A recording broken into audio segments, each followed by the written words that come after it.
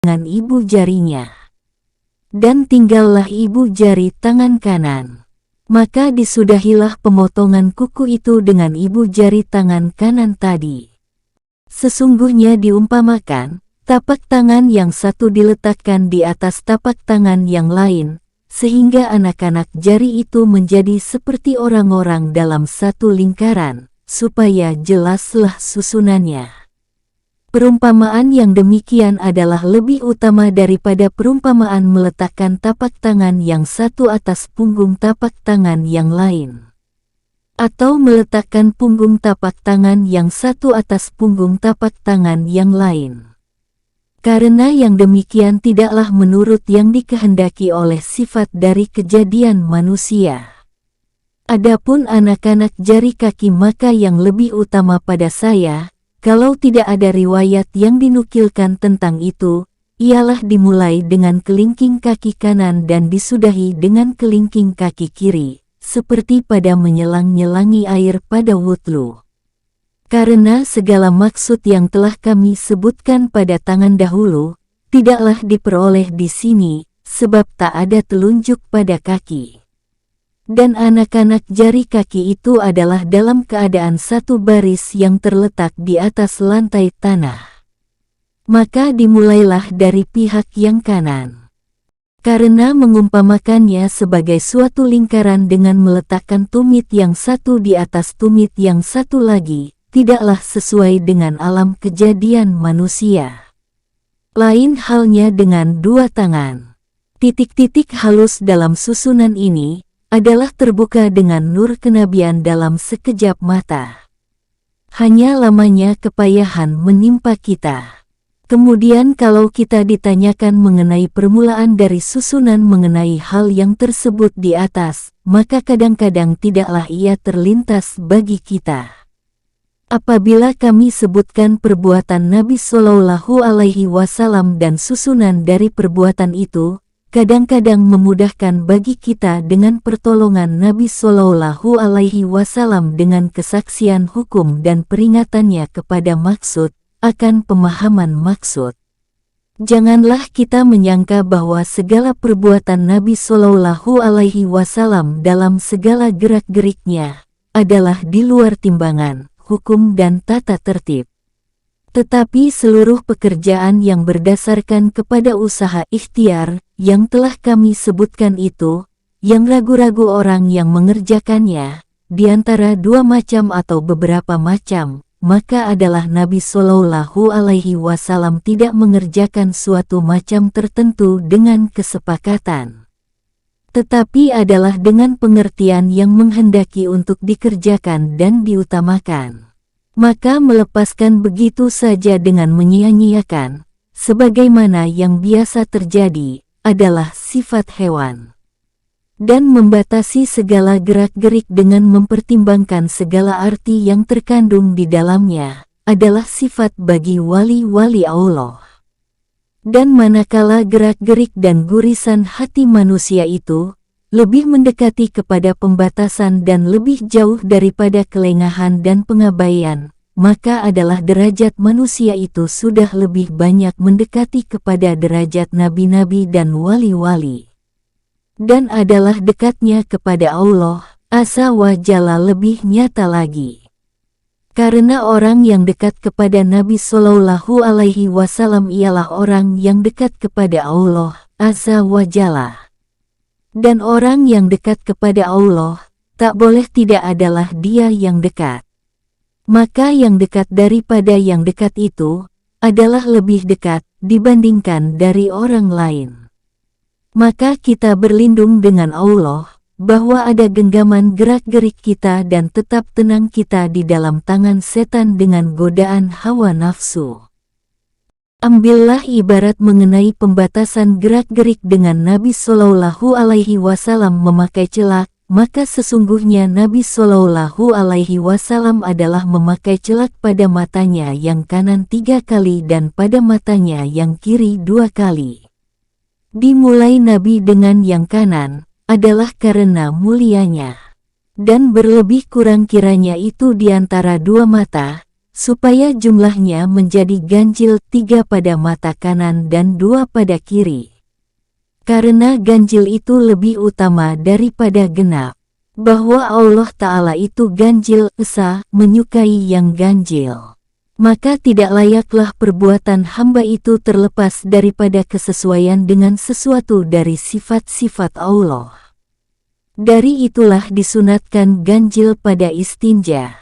Dan tiada dicukupkan oleh Nabi Shallallahu Alaihi Wasallam atas 3 saja, di mana 3 itu adalah ganjil, karena kalau 3 saja maka berarti hanya 1 kali saja bagi mata kiri. Dan biasanya 1 kali itu, tiadalah meratai segala tepi kelopak mata itu dengan celak. Dan Nabi Shallallahu Alaihi Wasallam menentukan mata kanan dengan 3 kali, adalah disebabkan keutamaan yang mengharuskan untuk adanya bilangan yang ganjil itu. Dan kanan adalah lebih utama. Dari itu maka ia lebih berhak dengan lebih. Kalau Anda bertanya, mengapa Nabi Shallallahu Alaihi Wasallam menentukan 2 kali untuk mata kiri, sedang 2 kali adalah genap? Maka jawabnya adalah bahwa yang demikian itu karena terpaksa.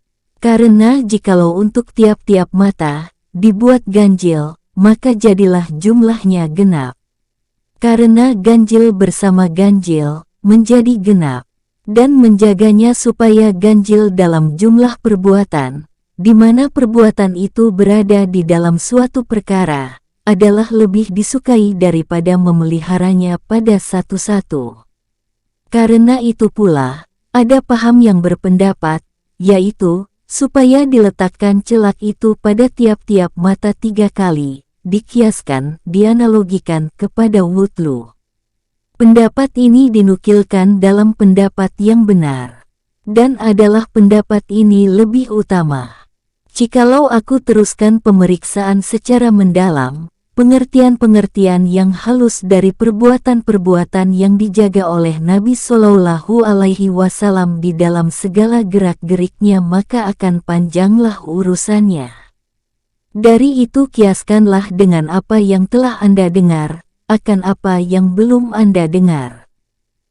Ketahuilah, bahwa orang yang berilmu orang, alim itu, tidaklah menjadi pewaris bagi Nabi Shallallahu Alaihi Wasallam, kecuali apabila ia menjelajah segala pengertian agama.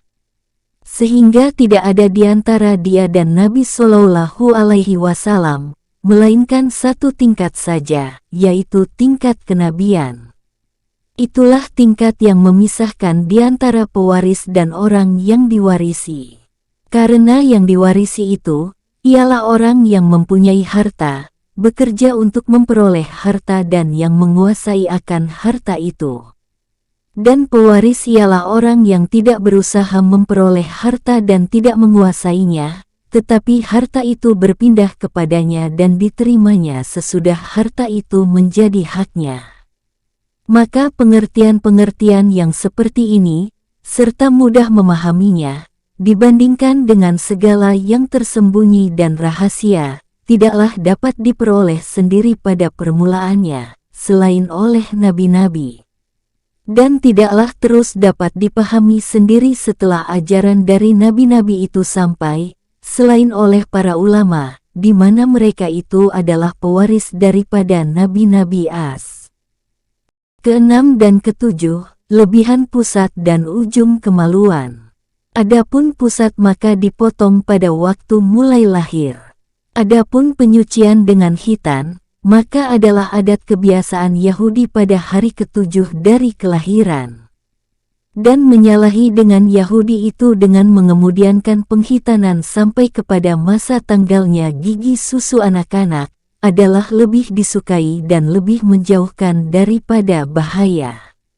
Bersabda Nabi Shallallahu Alaihi Wasallam, khitan itu adalah sunat bagi laki-laki dan kemuliaan bagi wanita. Dan seyogialah tiada bersangatan pada penghitanan wanita. Bersabda Nabi kepada Ummi Atiyah, di mana ia menghitankan wanita, "Hai Ummi Atiyah, sedangkanlah dan jangan engkau bersangatan." Karena itu menambah berseri-serinya muka dan bermesranya bagi suami. Artinya, tambah berseri air dan darah muka dan membaikkan pada persetubuhan. Maka lihatlah kepada berisinya kata-kata Nabi Shallallahu Alaihi Wasallam secara kinayah, sindiran, dan kepada cemerlangnya nur kenabian dari kemuslihatan akhirat yang menjadi maksud terpenting dari kenabian, kepada kemuslihatan duniawi. Sehingga tersingkaplah baginya, padahal dia Nabi yang ummi tidak tahu tulis baca, dari persoalan yang menurun nilainya ini, di mana jikalau terjadilah kelalaian daripadanya, niscaya ditakuti akan timbul melaratnya. Maha sucilah Allah yang mengutus Rasul-Nya menjadi rahmat bagi alam seluruhnya, supaya dikumpulkannya untuk alam ini dengan keberkatan kebangkitannya, segala kepentingan duniawi dan agama. Rahmat Allah dan salamnya kepadanya. Kedelapan, janggut yang panjang. Kami kemudian kan membicarakannya, karena kami hubungkan dengan janggut ini, beberapa sunat dan bid'ah yang diada-adakan mengenai janggut. Karena ini adalah tempat yang terdekat, yang layak menerangkan janggut padanya. Berselisih pendapat mengenai janggut yang panjang. Ada yang mengatakan, kalau digenggam seseorang akan janggutnya dan diambilnya, dipotongnya, yang berlebihan dari genggamannya itu, maka tidak mengapa. Telah dibuat yang demikian, oleh Ibnu Umar dan segolongan tabi'in. Dan dipandang baik oleh Asy-Sya'bi dan Ibnu Sirin. Dan dipandang makruh oleh Al-Hasan dan Qatadah, di mana keduanya mengatakan, membiarkan janggut itu dalam keadaan sehat wal afiat adalah lebih disukai, karena sabda Nabi Shallallahu Alaihi Wasallam, perbanyakkanlah janggutmu. Suruhan di sini adalah lebih mendekati, jika tidak berkesudahan kepada menggunting janggut dan membuatnya bulat dari segala pinggir. Karena panjang yang melewati batas kadang-kadang memburukkan bentuknya dan menjadi buah mulut orang-orang yang suka mencaci dengan kata-kata yang tidak menyedapkan, kepada yang empunya janggut itu. Dari itu tiada mengapa menjaga dari kata-kata itu atas niat tadi. Berkata An-Nahai, aku heran bagi orang yang berakal yang panjang janggutnya, bagaimana dia tidak mengambil dari janggutnya itu dan dijadikannya di antara dua janggut. Karena kesederhanaan pada tiap-tiap sesuatu itu adalah baik. Dari itu orang mengatakan, semakin bertambah panjanglah janggut, maka akal pun bergegas-gegas pergi, berkurang. Pasal, mengenai janggut itu ada 10 perkara yang makruh. Sebahagiannya lebih makruh dari sebahagian yang lain, yaitu mencatnya dengan warna hitam, memutihkannya dengan belerang, mencabutkan yang putih daripadanya, mengurangkan daripadanya dan menambahkan, menyisirkannya dengan dibuat-buat karena ria, membiarkannya kusut-kusut untuk melahirkan zuhud, memandang kepada yang hitam daripadanya dengan kebanggaan diri karena masih muda dan memandang kepada yang putih daripadanya dengan takabur karena kelanjutan umur dan mencatnya dengan warna merah dan kuning tanpa niat apa-apa karena menyerupakan dengan orang-orang solih. Adapun yang pertama, yaitu mencatnya dengan warna hitam, adalah dilarang karena sabda Nabi Shallallahu Alaihi Wasallam, sebaik-baik mudamu, ialah orang yang menyerupakan dengan yang tua daripada kamu. Dan sejahat-jahat orang tua daripada kamu ialah orang yang menyerupakan dengan yang muda daripada kamu. Yang dimaksudkan dengan menyerupakan dengan orang tua, ialah mengenai kehormatan diri, tidak mengenai memutihkan rambut. Nabi Shallallahu Alaihi Wasallam melarang mencatnya dengan warna hitam dan bersabda, itu adalah penduduk neraka. Dan pada riwayat yang lain dengan kata-kata, mencat dengan warna hitam adalah cat orang-orang kafir. Seorang laki-laki kawin pada masa Umar dan adalah ia mencat janggutnya dengan warna hitam. Maka lunturlah catnya dan tampaklah ubannya. Lalu oleh keluarga wanita itu, disampaikan kepada Umar. Maka Umar membatalkan nikahnya dan menderainya dengan pukulan. Seraya Umar berkata, "Engkau tipu mereka ini dengan kemudahanmu dan engkau sembunyikan ketuaanmu pada mereka." Orang mengatakan bahwa yang pertama mencat dengan warna hitam ialah Firaun, yang kena kutukan Allah. Dari Ibnu Abbas, ia meriwayatkan dari Nabi Shallallahu Alaihi Wasallam bahwa Nabi Shallallahu Alaihi Wasallam bersabda, akan ada pada akhir zaman suatu kaum yang mencat dengan warna hitam seperti tembolok merpati. Mereka tidak mencium bau sorga. Yang kedua, mencat janggut itu dengan warna kuning dan merah. Itu adalah jais dibolehkan untuk membuat keraguan tentang tua kepada kafir di dalam peperangan dan perjuangan. Maka kalau bukan atas niat ini, tetapi mau menyerupakan dengan ahli agama, maka ini tercela. Bersabda Nabi Shallallahu Alaihi Wasallam, kuning adalah warna cat bagi orang muslim dan merah adalah warna cat bagi orang mukmin. Adalah mereka mencat dengan daun pacar untuk warna merah dan dengan haluk semacam tumbuh-tumbuhan yang harum dan al-katam semacam tumbuh-tumbuhan dipakai untuk rambut dan dapat diperbuat daripadanya dawat untuk menulis untuk warna kuning. Sebahagian ulama mencat janggutnya dengan warna hitam untuk maju ke medan perang. Yang demikian itu tidak mengapa apabila telah betul niat dan tak ada padanya hawa nafsu dan keinginan buruk. Yang ketiga, memutihkan janggut itu dengan belerang karena mau menyegerakan untuk melahirkan kelanjutan umur. Supaya memperoleh penghormatan, diterima menjadi saksi, dibenarkan riwayatnya dari orang-orang tua, mengangkat diri dari golongan muda dan melahirkan banyak ilmu pengetahuan, karena menyangka bahwa dengan telah lama hidup, memberikan kepadanya keutamaan. Amat jauhlah dari yang demikian. Kelanjutan umur itu, tiada menambahkan bagi orang yang bodoh melainkan kebodohan. Ilmu itu adalah buah akal, yaitu suatu garizah insting dan tidak berpengaruh kelanjutan umur padanya. Siapa yang garizahnya bebal, maka lamanya waktu itu menguatkan kebebalannya. Dan adalah orang-orang tua itu mendahulukan akan orang-orang muda disebabkan ilmu. Adalah Umar bin Al-Khattab mendahulukan Ibnu Abbas, padahal dia masih muda, daripada sahabat-sahabat yang terkemuka. Dan Umar bertanya padanya dan tidak pada mereka. Berkata Ibnu Abbas, tidak didatangkan oleh Allah Azza wa Jalla kepada seorang hamba akan ilmu pengetahuan, melainkan dia seorang pemuda. Dan kebaikan seluruhnya adalah pada pemuda.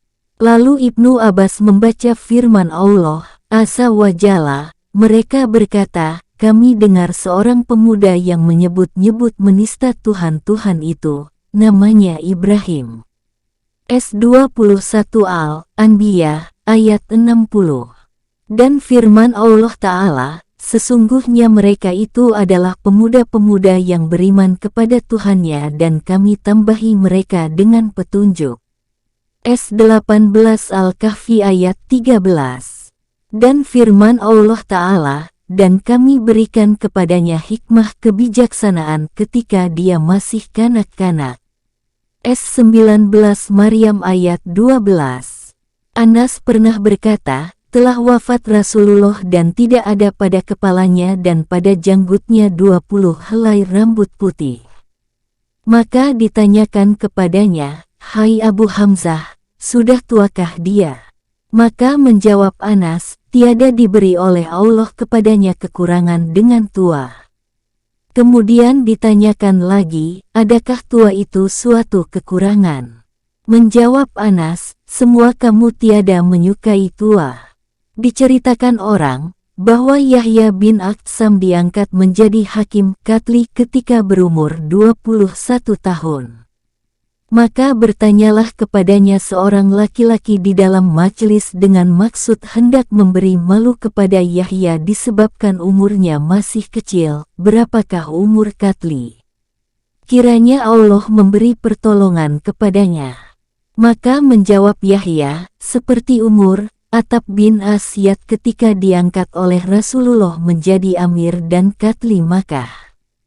Maka hitamlah muka laki-laki itu.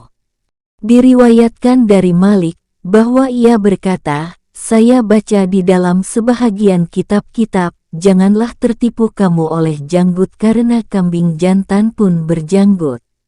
Berkata Abu Amr bin al-Ula, apabila engkau melihat orang laki-laki, berbadan tinggi kurus berjanggut lebat, maka hukumlah dia dengan kebodohan, meskipun dia Umayyah bin Abdi Syams. Berkata Ayub As-Sakhtiyani, saya menjumpai seorang tua berumur 80 tahun mengikuti seorang anak-anak, di mana ia belajar padanya. Berkata Ali bin Al-Husain, siapa yang sudah lebih dahulu berilmu sebelum engkau, maka adalah dia imam engkau pada ilmu itu, meskipun dia lebih muda dari engkau. Ditanyakan kepada Abu Amr bin al-Ula, adakah baik bagi seorang tua belajar kepada anak kecil? Maka menjawab Abu Amr, kalau kebodohan itu dipandang buruk, maka belajar adalah baik pada anak kecil itu. Berkata Yahya bin Mu'in kepada Ahmad bin Hanbal, di mana dilihatnya Ahmad sedang berjalan kaki di belakang bagal betina Asy Syafi'i, hai Abu Abdillah. Engkau tinggalkan pembicaraan dengan Sufyan dengan kebesarannya dan engkau berjalan kaki di belakang bagal betina pemuda ini dan engkau mendengar segala perkataannya. Maka menjawab Ahmad kepada Yahya, kalaulah kiranya engkau mengetahui, maka sesungguhnya engkau akan berjalan kaki pula dari yang sebelah lagi. Bahwa ilmu Sufyan kalau luput bagiku dengan langsung, niscaya akan aku peroleh dengan perantaraan orang lain. Dan akal pikiran pemuda ini kalau luput bagiku, niscaya tiada akan aku peroleh lagi, baik dengan langsung atau dengan perantaraan. Yang keempat, mencabut yang putih dari janggut, karena menjaga dari tua. Dan telah dilarang Nabi Shallallahu Alaihi Wasallam daripada mencabut yang putih daripadanya. Dan bersabda ia, yang putih itu adalah nur bagi orang mukmin. Mencabut yang putih itu adalah searti dengan mencatnya dengan warna hitam. Dan sebab makruhnya ialah yang telah tersebut dahulu. Dan yang putih itu adalah nur Allah Ta'ala. Benci kepadanya berarti benci kepada nur. Yang kelima, mencabut janggut atau sebahagian daripadanya yang dapat merusakkan dan menjadikan kepala pening. Yang demikian itu makruh dan merusakkan bagi bentuk muka. Mencabut bulu di bawah bibir bawah itu adalah bid'ah yang diada-adakan, di mana bulu itu tumbuh pada kedua belah bibir bawah itu. Seorang laki-laki yang datang pada Khalifah Umar bin Abdul Aziz, sebagai saksi di dalam suatu perkara, maka ditolak kesaksiannya itu, karena dia adalah mencabut bulu di bawah bibirnya. Umar bin Khattab dan Ibnu Abi Layla Qatli Madinah menolak menjadi saksi orang yang mencabut janggutnya. Adapun mencabut pada permulaan tumbuh karena akan menyerupai dengan anak muda belia, maka termasuk di antara mungkar besar. Karena janggut itu adalah perhiasan bagi laki-laki. Bahwa Allah Ta'ala mempunyai malaikat-malaikat yang bersumpah, demi Allah yang telah menghiasi putra-putra Adam dengan janggut. Janggut itu adalah sebahagian dari tanda kesempurnaan kejadian. Dengan janggut itu dapat dibedakan laki-laki daripada wanita. Ada orang yang mengatakan, dalam satu takwil yang tidak begitu terkenal, gharib, bahwa janggut, yang dimaksud pada firman Allah Ta'ala, Tuhan menambah ciptaannya sebagaimana yang dikehendakinya. S35 Fatir ayat 1. Berkata para sahabat Al-Ahnaf bin Qais, kami ingin membeli untuk Ahnaf janggut walaupun dengan harga 20.000. Berkata Katli Syurai, aku ingin mempunyai janggut, walaupun dengan harga 10.000. Bagaimana janggut itu tidak disukai, padahal padanya tanda kebesaran seseorang dan memandang kepada orang itu dengan pandangan pengetahuan, kemuliaan, ketinggian, di dalam majelis-majelis, segala wajah menghadap kepadanya, didahulukan di dalam rombongan dan dipeliharakan kehormatannya. Orang yang mencaci akan ditentang dengan janggut, kalau yang dicaci itu mempunyai janggut. Ada yang mengatakan bahwa penduduk sorga itu terdiri dari anak-anak muda belia, selain Harun saudara Musa. Dia mempunyai janggut sampai ke pusatnya sebagai keistimewaan dan kelebihan baginya. Yang keenam, pengguntingan janggut sebagai persediaan akan kemampuan atas kemampuan, untuk penghiasan bagi wanita dan membuat-buat. Berkata Ka'ab, akan ada pada akhir zaman beberapa kaum, yang menggunting janggutnya seperti ekor merpati dan mengusahakan alas kakinya seperti arit. Mereka adalah orang yang tiada berbudi. Yang ketujuh, menambahkan pada janggut, yaitu menambahkan pada bulu tudung dari 2 pelipis, yakni dari rambut kepala sehingga melewati tulang rahang dan berkesudahan kepada setengah pipi. Dan yang demikian itu melaini, membedakan keadaan orang-orang yang suka kepada perbaikan. Yang kedelapan, menyisir janggut itu karena manusia. Berkata Bisir, pada janggut itu ada kejahatan, yaitu menyisirkannya karena manusia dan membiarkannya tersia-sia karena melahirkan zuhud. Yang kesembilan dan yang kesepuluh, memandang pada hitamnya dan pada putihnya dengan pandangan, ujub, perasaan bangga. Dan itu adalah tercela pada seluruh bahagian badan, bahkan pada seluruh budi pekerti dan perbuatan, sebagaimana akan datang keterangannya. Inilah yang kami maksudkan menyebutkannya dari segala macam penghiasan dan kebersihan itu. Dan telah berhasil diperoleh dari 3 hadits dari hadis-hadis mengenai tubuh manusia, 12 perkara, 5 daripadanya mengenai kepala, yaitu membelah, menyebak rambut kepala, berkumur-kumur, memasukkan air ke hidung, istinsyak, menggunting kumis dan bersugi, 3 pada tangan dan kaki, yaitu memotong kuku, membasuh belakang anak-anak jari dan membersihkan daki yang di bawah kuku, 4 pada tubuh, yaitu mencabut bulu ketiak, mengandam, berhitan dan beristinja dengan air. Dan telah ada hadits mengenai dengan semuanya.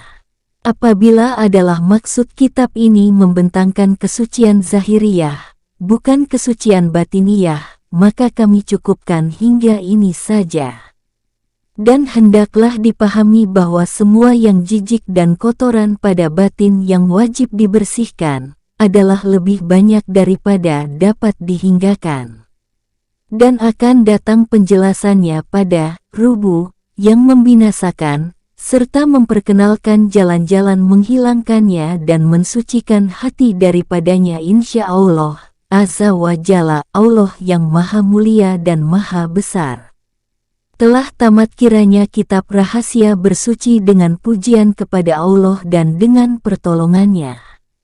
Dan diiringi insya Allah Ta'ala oleh kitab rahasia salat. Segala pujian bagi Allah yang Maha Esa. Dan rahmat Allah kepada penghulu kita Muhammad dan kepada tiap-tiap hamba yang pilihan. Semoga bermanfaat. Jakarta, tanggal 8 Februari tahun 2023.